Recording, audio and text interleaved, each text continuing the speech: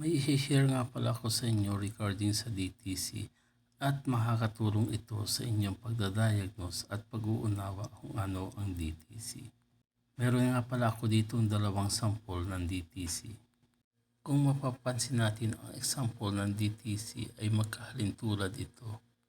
Subalit may dalawang numero sa hulihan na makikita natin na magkaiba, isang 21 at isang 22.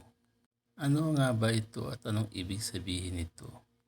Ang DTC na P019121 at P019122 ay DTC tungkol sa fuel system.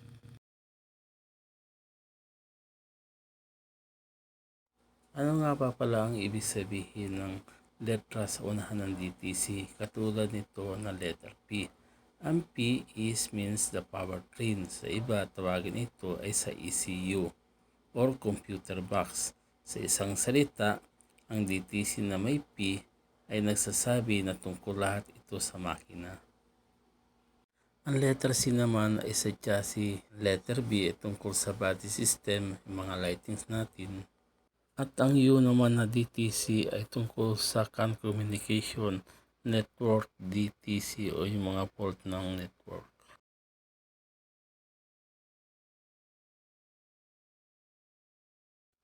Ito nga pala ang description ng ating DTC na P0191. Karamihan sa generic scan tools, P0191 lang ang nababasa, yung 21 ay nawawala. Kung babasahin natin ay halos parehas lang ang description ng DTC, pero may pagkakaiba ito sapagkat yung 21 at 22 ay isa rin sa mga importante nating binabasa sa mga DTC at kinukuha. Sa ganong paraan ay mas maunawaan pa natin kung ano ang nilalaman ng DTC at nagsasabi din ito kung ano ang sira. Alam nyo ba na itong DTC, itong fault trigger condition na 21 at 22 ay isa sa pinaka-importante sa DTC na hindi natin pinapansin o napapansin? Pagmasdan nating mabuti ang kanyang description.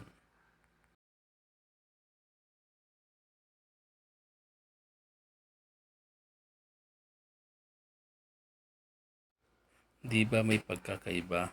Yung isa ay nagsasabi ng higher at yung isa ay nagsasabi ng lower. Kung ang DTC na nakuha natin sa mga scan tools natin ay may fault condition na 22, so dito pa lang is makikita na natin sa description kung anong component yung na-trigger ng DTC.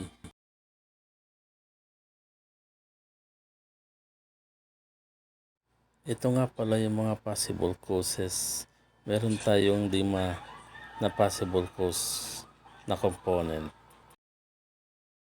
Pero bago ang lahat, kailangan natin magkaroon ng pre-visual inspection and pre-check. Balikan ulit natin ang ibig sabihin ng fault trigger condition na 22. Sinasabi ng fuel air pressure sensor na wala sa tolerance yung spec na kanyang nababasa at ibinabato niya ito sa PCM sensor. So possible talaga dito is fuel air pressure sensor.